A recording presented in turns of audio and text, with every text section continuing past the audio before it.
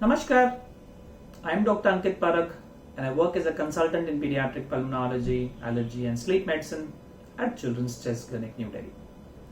So today in this video, we'll talk about sublingual immunotherapy.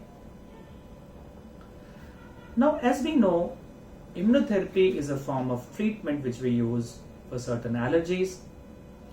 It can change the way our immune system reacts to the allergen, and as immunotherapy is continued, the body develops tolerance to the particular allergen, which is going to help a particular child to reduce the allergic reaction. So sublingual immunotherapy is a form of immunotherapy which is used in the form of sublingual drops or sublingual tablets. So let's understand that how does immunotherapy help a child. Now children who have asthma or children who have allergic nose, allergic rhinitis are usually prescribed sublingual immunotherapy.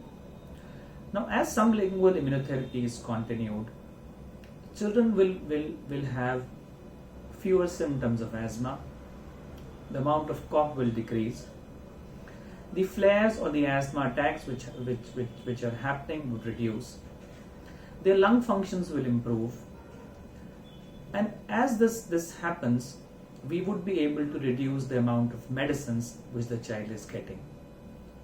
Similarly, in children who have allergic nose or allergic rhinitis, their symptoms of sneezing, their symptoms of nasal block, their symptoms of itching nose, the postnasal drip and the cough which they get will gradually reduce as allergen immunotherapy goes on.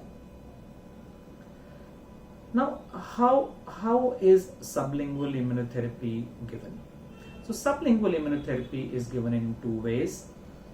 The conventional way is to use drops, which are available as bottles, and you can give these drops at home under the tongue of a child. So usually in the initial phase, the drops are given daily, and as the effect appears, gradually the drops are given alternate day and then twice a week or thrice a week as prescribed. The more advanced way is to use sublingual tablets, which are available in few countries from good manufacturers. Now, how much time does it take for sublingual immunotherapy to show its response? So usually it takes around 4 to 5 months for sublingual immunotherapy to show its response. And we would usually explain to parents that this is the minimum time for which it should be continued to understand that it is going to benefit a particular child. Now, as the response to immunotherapy comes, the child will have fewer symptoms, and the medicines which the child is taking will then be gradually reduced. So most parents would ask us that if I give immunotherapy to my child, then would you stop all these medicines? Will you stop the nasal sprays and inhalers immediately? So the answer is no. The immune response is slow, and as the child improves, we would definitely reduce the medicines, but slowly in a particular manner. In most children, the amount of medicines can be reduced, although there is going to be an individual response in a particular child. Now, as immune tolerance would appear, a lot of children might get off medicines totally, but as I said, the response can be different in different children. In a lot of children, it can lead to complete remission or cure of disease as well for many years. The other question which parents usually ask is that what are the side effects of using a sublingual immunotherapy? So usually the side effects are minimal. They could be like itching under the tongue, some swelling of the tongue or the lips, which can be easily controlled with antihistamine medicines. Now, there can be a very occasional child who develops a bad allergy reaction, which is known as anaphylaxis, but the chances of this being there are extremely remote. For this reason, whenever we start sublingual immunotherapy, for the first 3 days, the doses are given under supervision.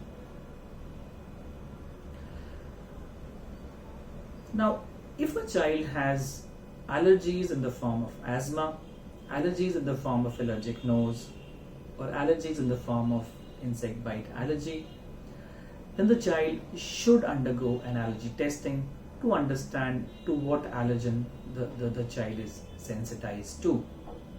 And thereafter, the child can be considered for allergen immunotherapy. Now, as we know that allergen immunotherapy does not act equally against all allergens.